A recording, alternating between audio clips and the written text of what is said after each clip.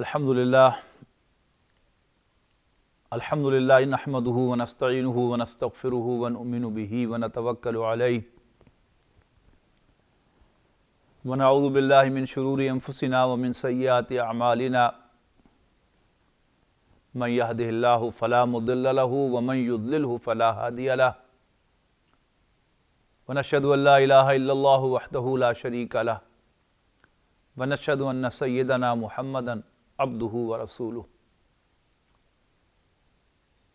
فصلی اللہ علیہ وسلم تسلیما کثیرا کثیرا اما بعد فاعوذ باللہ من الشیطان الرجیم بسم اللہ الرحمن الرحیم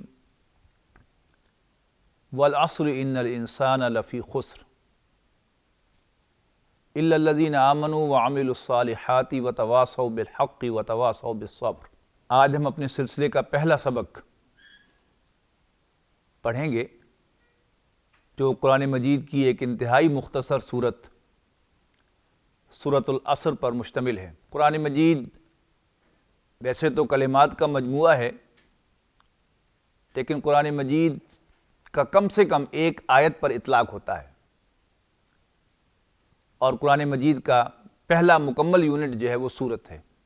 قرآن مجید میں 286 آیات پر مشتمل سورۃ البقرہ بھی ہے، اور 3 آیات پر مشتمل سورۃ العصر، سورۃ الکوثر اور سورۃ النصر بھی ہیں۔ لیکن ہر سورت ایک مکمل مضمون ہے جو اللہ تعالیٰ کی طرف سے اللہ کے بندے حضرت محمد مصطفیٰ صلی اللہ علیہ وسلم پر نازل ہوا۔ قرآن مجید کی یہ سورہ مبارکہ ایک انتہائی عظمت والی اور جامع سورت ہے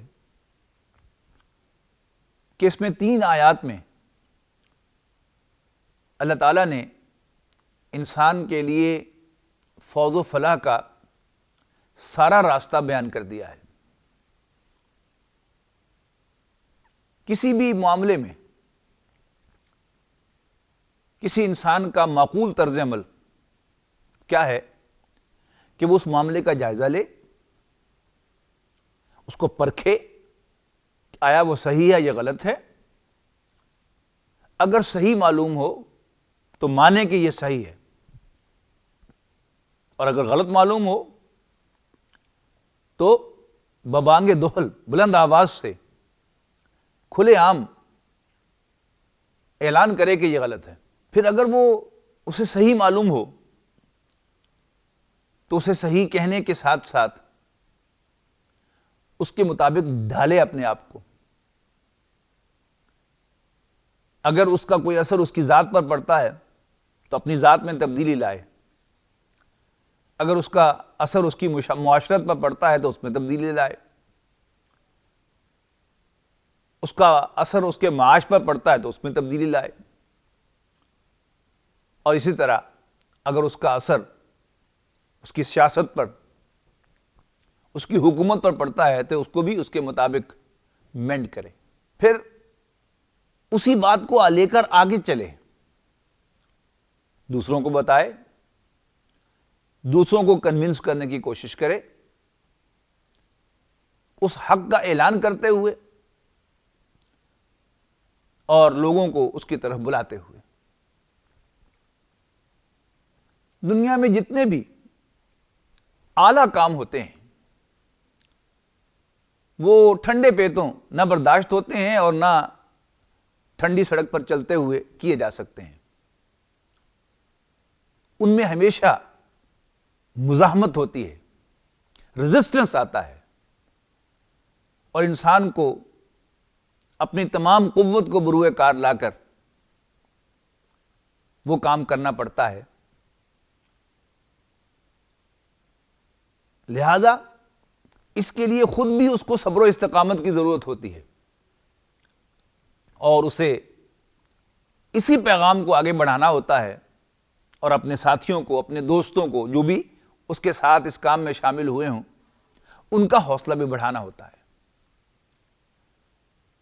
سورۃ العصر قرآن مجید کی وہ سورہ مبارکہ ہے کہ جس میں چند الفاظ مبارکہ میں جسٹ اے فیو ورڈز یہ پورا پیغام دے دیا گیا ہے،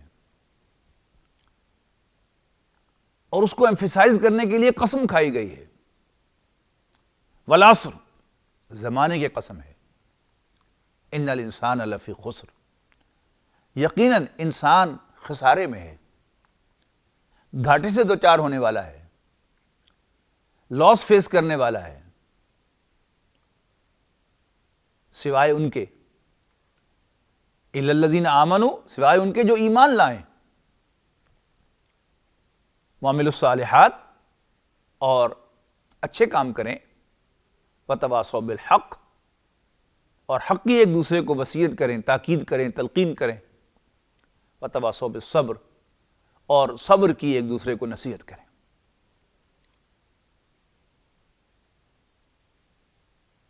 ورڈزورتھ نے کہا تھا کہ not gold but only men can make a people great and strong, men who for truth and honor's sake steadfast and suffer long۔ پھر اسے یہی نہیں، who work when others flee،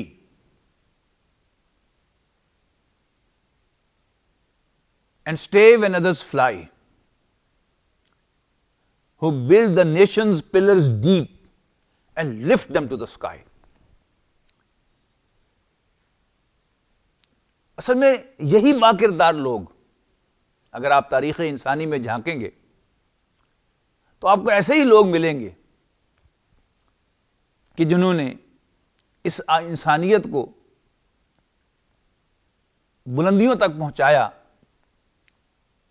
ان میں ڈٹرمنیشن، ان میں حق گوئی، استقامت، اور پھر باقیوں کو بھی ان باتوں کی تلقین کرتے ہوئے انہیں ساتھ لے کر چلنا، یہ بنیادی اوصاف بھی ہیں اور ایک لیڈر کے اوصاف بھی ہیں۔ اللہ تعالیٰ کا کلام، اس کلام کو واقعی اللہ کا کلام ماننے کے لیے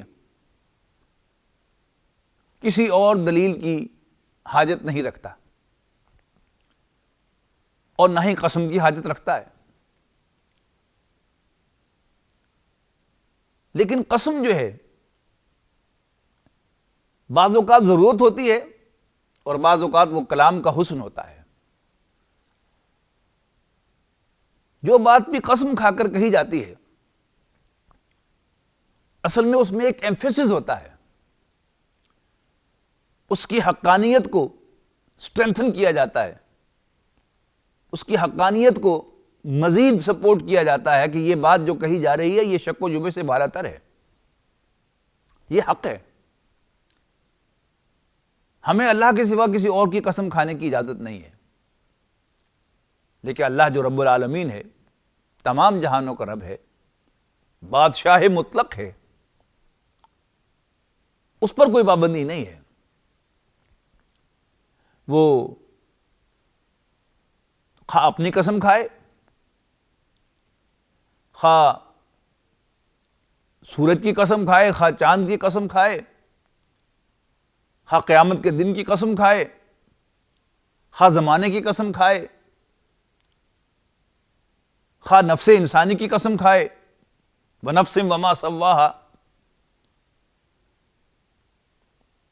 تو وہ بادشاہ ہے، اس پر کوئی پابندی نہیں ہے۔ لیکن قسم کا ایک دوسرا فائدہ جو ہے وہ گواہی ہوتا ہے، کہ جب ہم اللہ کی قسم کھاتے ہیں کسی سٹیٹمنٹ پر، کسی بیان پر، تو اس کے معنی کیا ہوتے ہیں کہ اللہ گواہ ہے کہ جو کچھ میں کہہ رہا ہوں وہ درست ہے۔ اللہ تعالیٰ جب قسم کھاتا ہے کسی شے کی تو اس میں یقیناً اس شے کی کو عظمت کی طرف بھی اشارہ ہو سکتا ہے، جو اللہ کے سامنے تو کوئی چیز جو ہے وہ عظیم نہیں ہے، سب اللہ کی مخلوق ہیں، سب کے سب اللہ کے بندے ہیں، لیکن بہرحال جو سننے والے ہیں ان کے لیے کوئی کسی عظمت کی طرف بھی اشارہ ہو سکتا ہے، لیکن اس میں گواہی کا پہلو ضرور ہوتا ہے۔ اللہ تعالیٰ قیامت کی قسم کھاتا ہے اور ملامت کرنے والے نفس کی ضمیر کی قسم کھاتا ہے سورہ قیامہ میں۔ کس بات پر قسم ہے؟ قیامت کے آنے ہی پر قسم ہے کہ تمہیں شک ہے قیامت کے بارے میں؟ میں قسم کھاتا ہوں ملامت کرنے والے نفس کی، جو تمہیں اندر سے روک کر ٹوک کر وارن کرتا ہے کہ یہ ایسے ہی بیکار نہیں جائے گا، بلکہ محاسبہ ہوگا، پوچھ گچھ ہوگی۔ اسی طرح قرآن مجید میں اس سورہ مبارکہ میں جو زمانے کی قسم کھائی گئی ہے، تو ایسی ہی ایک قسم زمانے کی اور بھی ہے قرآن مجید میں۔ سورۃ دہر کا آغاز بھی دہر کی قسم سے ہوتا ہے۔ دہر کے معنی بھی آپ زمانہ دیکھتے ہیں، لیکن عین صاد را کا مادہ جس سے اثر بنا ہے، یہ تیزی کے لیے آتا ہے۔ اسی مادے سے اعصار بنا ہے، جو آندھی یا جھکڑ کو کہتے ہیں، جب تیز ہوا چلتی ہے۔ دن میں عصر کا وقت جب تیزی سے دن غروب ہو رہا ہوتا ہے، اپنے انجام کو پہنچ رہا ہوتا ہے، تو وہ وقت عصر کا وقت ہے۔ تو زمانے کی جو تیزی ہے، اس کی طرف اشارہ جو ہے وہ اس لفظ سے ہوتا ہے۔ یعنی زمانے کا بھی وہ خاص آسپیکٹ، وہ خاص پہلو، اس کی وہ ڈائمینشن کہ جس میں اس کی تیزی کی طرف اشارہ ہوتا ہے۔ یعنی تیزی سے مراد یہ ہے کہ ہر لمحہ یہ زمانہ جو ہے وہ اگلی مومنٹ میں چلا جاتا ہے۔ ابھی جو بات میں نے کہی وہ ماضی ہو گئی، اور جو لمحہ پہلے مستقبل تھا وہ حال بن گیا، اور پھر وہ ماضی میں چلا گیا۔ تو یہ زمانہ بڑی تیزی سے گزر رہا ہے۔ اس کی قسم کھا کر فرمایا ان الانسان لفی خسر، زمانے کی قسم ہے، انسان گھاٹے میں ہے۔ یہاں انسان سے مراد نوع انسانی ہے۔ جیسے انگریزی میں آرٹیکل دی جو ہے وہ کسی پرٹیکولر آبجیکٹ کے لیے بھی آتا ہے اور اس پوری کلاس کے لیے بھی آتا ہے۔ The dog is a faithful animal, اس کا کیا مطلب ہے؟ کوئی مخصوص کتا نہیں، یعنی کتے کی جو نسل ہے اس کے لیے ہے دا ڈاگ۔ اسی طرح عربی زبان میں جب کسی نکرہ اسم پر لام تعریف آ جاتا ہے شروع میں، یعنی الف لام لگ جاتا ہے، تو اس کے معنی مخصوص کوئی شے بھی ہو سکتی ہے، کوئی اسپیسیفک انسان بھی ہو سکتا ہے، اور پوری نوع انسانی بھی ہو سکتی ہے۔ اور یہاں پر نوع انسانی مراد ہے، والعصر ان الانسان لفی خسر، زمانے کی قسم ہے، سارے انسان، نوع انسانی گھاٹے میں ہے، خسارے میں ہے، نقصان سے دوچار ہونے والی ہے۔ الا الذین آمنوا، سوائے ان کے جو ایمان لائیں، وعملوا الصالحات، اور اچھے عمل کریں، وتواصوا بالحق، اور حق کی ایک دوسرے کو تلقین کریں، وتواصوا بالصبر، اور صبر کی ایک دوسرے کو نصیحت کریں۔ کسی بات کو بیان کرنے کے کئی اسلوب ہوتے ہیں، لیکن جو انسان زبان کے بارے میں کانشیس ہوتا ہے، اور جتنا وہ زبان کے بارے میں سوجھ بوجھ رکھتا ہے، اتنا ہی وہ زبان کے اندر سے چیزیں اپریشیٹ کرتا ہے۔ کوئی چیز جو ہے وہ عظمت کو بتانے کے لیے ہوتی ہے، اور کوئی چیز جو ہے وہ منیمم لیول کو بیان کر رہی ہوتی ہے۔ اس صورت کی اسلوب سے یہ معلوم ہوتا ہے کہ یہاں نوع انسانی کے کسی اونچے مقام کا ذکر نہیں، بلکہ نجات کے کم از کم لوازم کا ذکر ہے۔ جیسے امتحانات میں کہا جاتا ہے کہ کوئی 100% نمبر لینے والا ہوتا ہے، کوئی 80% نمبر لینے والا ہوتا ہے، اور کوئی 50% نمبر لینے والا ہوتا ہے، اور کوئی جسٹ پاس ہونے والا بھی، اور اس کے بعد فیل ہونے والا بھی ہوتا ہے۔ تو اسلوب یہ بتاتا ہے، یعنی پہلے گھاٹے کا ذکر کیا ہے کہ سارے انسان گھاٹے میں ہیں سوائے ان کے کہ جو ایمان لائیں، اچھے عمل کریں، حق کی ایک دوسرے کو وصیت کریں اور حق کی ایک دوسرے کو تلقین کریں۔ اس کا مطلب کیا ہے کہ کوئی بھی انسان جو رب العالمین کی نظر میں کامیابی حاصل کرنا چاہتا ہے، کامیاب قرار پانا چاہتا ہے، اچیو کرنا چاہتا ہے، اس کے لیے لازم ہے کہ وہ ایمان لائے، اچھے عمل کرے، حق کی ایک دوسرے کو وصیت کرے اور صبر کی ایک دوسرے کو تلقین کرے۔ خسارہ کیا چیز ہے اس کو بھی سمجھ لینا چاہیے۔ خسارہ کہتے ہیں نقصان کو، لیکن خسارہ جو ہے وہ 1-2 روپے کا بھی ہوتا ہے اور خسارہ جو ہے وہ لاکھوں، کروڑوں اور اربوں کا بھی ہوتا ہے۔ لیکن اس صورت کی اسلوب سے ایسا معلوم ہوتا ہے کہ یہاں خسارے سے مراد ٹوٹل لاس ہے،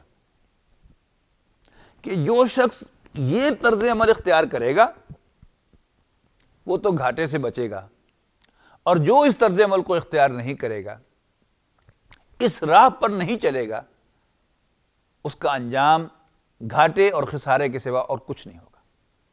ایمان کیا چیز ہے اس کو سمجھ لینا چاہیے۔ ایمان جو ہے یہ حمزہ، میم اور نون سے بنا ہے۔ ایمان سے امانت بنتا ہے، آمونا یامنو امانتن فہو امین، یعنی امین کو بھی آپ نوٹ کیجئے، اس کا مادہ بھی یہی ہے، یعنی الف یا حمزہ، میم اور نون۔ امین کون ہوتا ہے؟ جس کے پاس امانت رکھوائی جاتی ہے اور اس پر اعتماد کیا جاتا ہے۔ اور بے ایمان کیسے کہتے ہیں؟ خائن کو، دھوکے باز کو، جس پر ٹرسٹ نہیں کیا جا سکتا، جس کے پاس امانت نہیں رکھوائی جا سکتی۔ ایمان کیا ہے؟ ایمان اصل میں نام ہے حضرت محمد مصطفیٰ صلی اللہ علیہ وسلم کو اللہ کا بھیجا ہوا پیغمبر، رسول ماننا اور ان کی لائی ہوئی ہر بات کو تسلیم کرنا۔ ہماری جو کتابیں ہیں ایمانیات کی، عقائد کی، ان میں ایمان کی تعریف ایگزیکٹلی یہی ہے، الایمان تصدیق بما جاء بہ النبی صلی اللہ علیہ وسلم۔ ایمان نام ہے ہر اس بات کو سچا قرار دینے کا۔ تصدیق کے معنی کیا ہے؟ کسی کو سچا قرار دینا۔ تصدیق کیا ہے؟ سرٹیفائی کرنا کہ یس دس از ٹرو، یہ ٹھیک ہے، یہ سچ ہے۔ تو حضور صلی اللہ علیہ وسلم نے ایک دعویٰ فرمایا کہ میں اللہ کا رسول ہوں، یعنی میں اللہ تعالیٰ کی طرف سے بھیجا گیا ہوں، اس نے مجھے اپنا رسول بنایا ہے۔ حضور صلی اللہ علیہ وسلم کے اس دعوے کو تسلیم کرنا اور اس دعوے کی صداقت کے ساتھ ساتھ جو کچھ بھی حضور لے کر آئے صلی اللہ علیہ وسلم، آپ قرآن لے کر آئے اس کلیم کے ساتھ کہ یہ ایگزیکٹلی اللہ کا کلام ہے، میں نے اپنے پاس سے نہیں بنایا۔ کوئی حکم انہوں نے سنایا کہ اللہ یوں فرماتا ہے تو ہم مانیں یس اللہ نے واقعی یہ فرمایا ہے، تب حضور صلی اللہ علیہ وسلم نے خبر دی ہے۔ یا جو چیز انہوں نے صحیح بتائی کہ یہ کرو، یہ اچھی بج جائے، ہم مانیں گے کہ ہاں بالکل یہی صحیح ہے، اور جس چیز کو آپ نے غلط فرمایا ہم مانیں گے کہ وہ غلط ہے، چونکہ رسول اللہ صلی اللہ علیہ وسلم نے اس کی خبر دی ہے۔ یہ ایمان ہے۔ عمل کیا چیز ہے؟ عربی زبان میں 2 الفاظ ہیں، اردو میں بھی استعمال ہوتے ہیں، فعل بھی اور عمل بھی۔ اور آپ کو معلوم ہے کہ فعل کا لفظ جو ہے یہ ورب کے لیے بھی استعمال ہوتا ہے، لیکن عمل وہ شے ہے کہ جو باقاعدہ کوئی کام کیا جائے تو اسے عمل کہتے ہیں۔ اور عامل الصالحات، یہ صالح کا لفظ جو ہے یہ صاد لام ہا سے نکلا ہے، اسی سے صلح بنا ہے۔ صلح کیا ہوتی ہے؟ یعنی دو بھائی آپس میں لڑ پڑے تھے اور اب نئے سرے سے وہ بھائیوں کی طرح رہنے لگے ہیں، ان کی صلح ہو گئی ہے۔ اصلاح کیا چیز ہے؟ کوئی چیز غلط ہو گئی تھی، اب واپس اس کو صحیح حالت میں لایا گیا ہے، تو یہ کیا ہے؟ یہ اصلاح ہے۔ اسی سے لفظ صلاحیت بنا ہے، پوٹینشل، یعنی منزل تک پہنچنے کے لیے جو پوٹینشل ہے انسان کے اندر، وہ کیا ہے؟ وہ صلاحیت ہے۔ تو عمل صالح کیا ہے؟ وہ عمل کہ جس میں یہ صلاحیت ہو کہ وہ انسان کو منزل مراد تک پہنچا دے۔ سورہ فاطر میں بڑے خوبصورت الفاظ آئے ہیں، الیہ یصعد الکلم الطیب والعمل الصالح یرفعہ۔ پاک کلمہ، اچھی بات اللہ ہی کی طرف چڑھتی ہے، لیکن عمل صالح اسے اٹھاتا ہے۔ یعنی پاک کلمہ لا الہ الا اللہ محمد الرسول اللہ، اشہد ان لا الہ الا اللہ و اشہد ان محمد الرسول اللہ، یہ کیا ہے؟ یہ سب سے پاک کلمات ہیں جو کسی زبان سے ادا کیے جا سکتے ہیں۔ ان کی منزل تو وہی ہے، لیکن ان کلمات کو چڑھانے والا، اس کے لیے جو ڈرائیونگ فورس چاہیے، وہ کیا ہے؟ وہ عمل صالح ہے۔ اس کے بعد تواصی بالحق ہے۔ تواصی جو ہے یہ وصیت سے نکلا ہے، واو صاد یا اس کا مادہ ہے، جس سے اردو زبان کا لفظ وصیت ہے۔ لیکن اردو میں وصیت کہتے ہیں صرف اس نصیحت کو جو کوئی شخص مرتے ہوئے اپنے لواحقین کو کرتا ہے، جبکہ عربی زبان میں کوئی بھی نصیحت جو اہتمام اور تاکید کے ساتھ کی جائے وہ وصیت ہے۔ پھر یہ باب تفاعل سے آیا ہے، تواصوا۔ باب تفاعل کا یہ خاصہ ہے کہ اس میں کوئی کام جو ہے وہ مل جل کر کیا جاتا ہے، جیسے عمل سے تعامل، تصادم، اون کے معنی مدد، تعاون، کوآپریشن، یعنی ایک دوسرے کی مدد کرنا۔ وتواصوا بالحق، وہ ایک دوسرے کو حق کی تلقین کرتے ہیں، وصیت کرتے ہیں۔ اور حق کیا چیز ہے؟ یہ باطل کا الٹ ہے، اور یہ بہت پروفاؤنڈ لفظ ہے عربی زبان کا۔ قرآن مجید میں یہ بڑے پرشکو انداز میں آیا ہے، وَتَعَالَى اللَّهُ الْمَلِكُ الْحَقُّ، اللہ تعالیٰ کے لیے آیا ہے کہ انتہائی بلند و برتر ہے وہ بادشاہ حقیقی، یعنی حقیقی کا لفظ اس سے نکلا ہے، حقیقت کا لفظ اس سے نکلا ہے۔ حق کے معنی رائٹ کے بھی ہیں، حق کے معنی ڈیو کے بھی ہیں۔ یہ میرا حق ہے، یہ میرا رائٹ ہے۔ حقدار یعنی جو ڈیزرو کرتا ہو وہ حقدار ہے، اور حق و باطل اس کا الٹ ہے۔ اسی طرح عربی زبان میں حقیقت سے آپ دیکھیے گا، حقیقی اور غیر حقیقی کیا ہوتا ہے؟ جو واقعی ایگزسٹ کرتا ہو وہ کیا ہے؟ وہ ریئل ہے، حقیقی ہے، وہ بھی حق سے نکلا ہے۔ اور جو ایگزسٹ نہ کرتا ہو، غیر حقیقی، اس کے لیے لفظ باطل ہے۔ تو حق کی وصیت کیا ہے؟ یعنی ہر اچھی بات کو پروموٹ کرنا، حق بات کو پروموٹ کرنا اور ناحق کا راستہ روکنا۔ یہ کیا ہے؟ یہ تواصی بالحق ہے۔ سچائی کو پروموٹ کرنا اور جھوٹ کو بین کرنا، یہ بھی تواصی بالحق ہے۔ اور پھر جب اسے اسلام کے فریم میں، قرآن مجید میں آپ فٹ کریں گے تو دین حق کو پروموٹ کرنا، دین حق کی وصیت کرنا، اور اس کے بھی کئی درجے ہوں گے۔ جو اس دین حق کا نہ ماننے والا ہو اسے ماننے کی دعوت دینا، اور جو اسے ماننے والا ہو اس کو اس پر ثابت قدم رہنے کی تلقین کرنا۔ جو مان کر اس کے عمل میں کوتاہی کرنے والا ہو اس کو اس کے عمل پر آمادہ کرنا۔ اور جس میں کوئی خامی یا کوئی نقص ہو اس کے عمل کے اندر اسے اس کی طرف متوجہ کرنا۔ پھر اللہ تعالیٰ کی ذات کے لیے لفظ استعمال ہوا ہے، ذالک بان اللہ هو الحق، کہ بے شک وہ اللہ تعالیٰ ہی ذات برحق ہے، حقیقی وجود، برحق وجود اسی کا ہے۔ تو اللہ تعالیٰ کی طرف بلانا یہ بھی حق کی وصیت ہوگی۔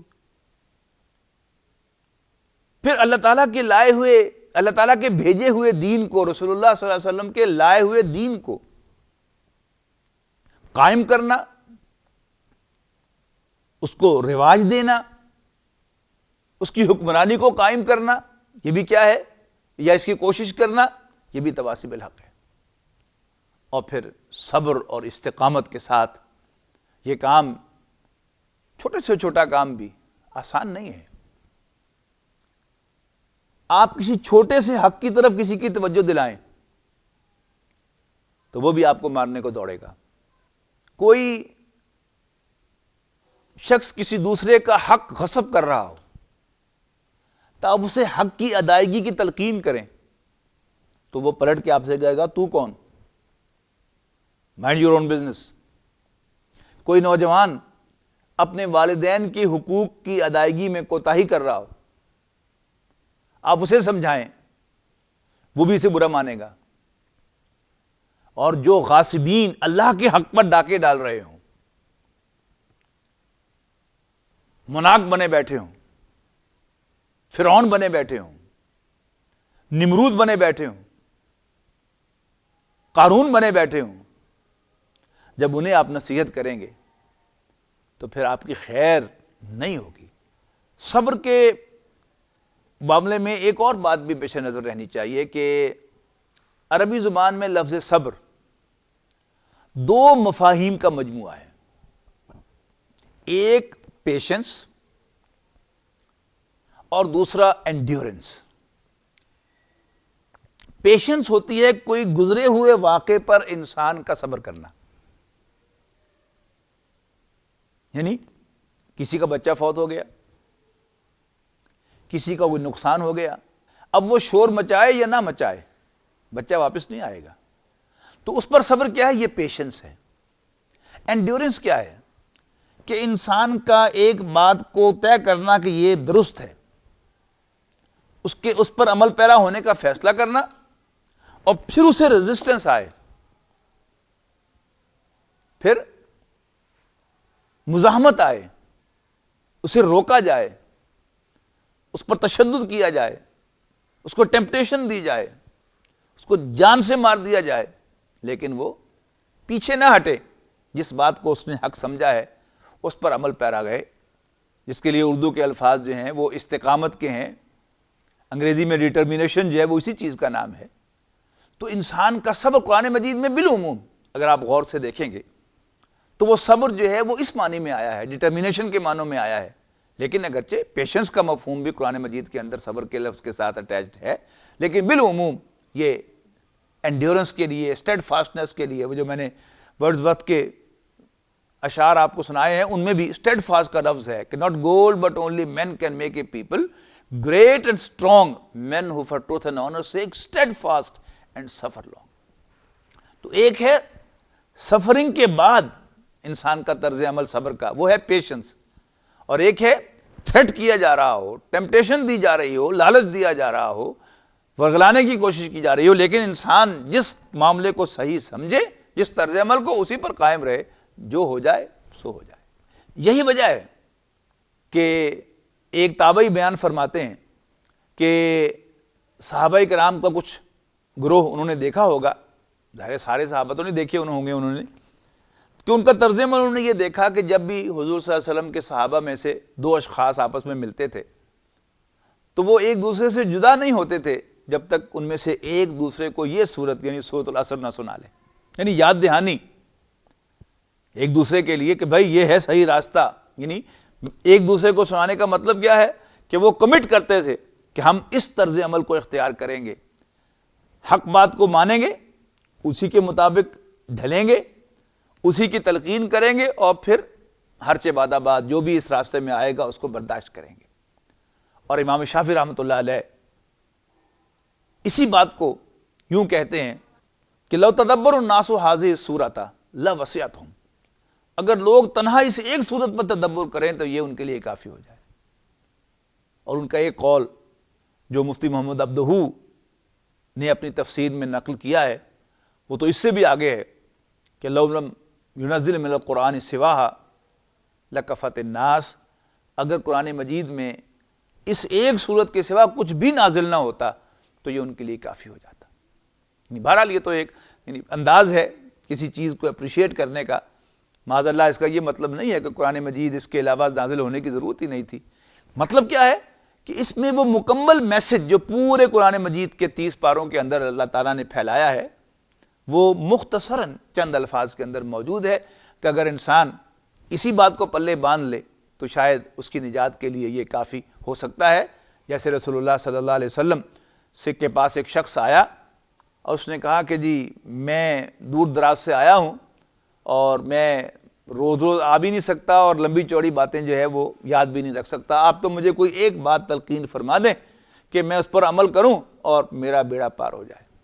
تو نبی اکرم صلی اللہ علیہ وسلم نے ارشاد فرمایا قل آمنت باللہ ثم استقم، کہو کہ میں اللہ پر ایمان لاتا ہوں اور پھر اس پر ثابت قدم رہو، اس پر ڈٹ جاؤ، تو وہ تمہاری نجات کے لیے کافی ہو جائے گا۔ اللہ تعالیٰ سے دعا ہے کہ اللہ تعالیٰ ہمیں اس سورہ مبارکہ کو سمجھنے اور پھر اپنے آپ کو اس کے مطابق ڈھالنے کی توفیق عطا فرمائے۔ آخر دعوانا ان الحمدللہ رب العالمین۔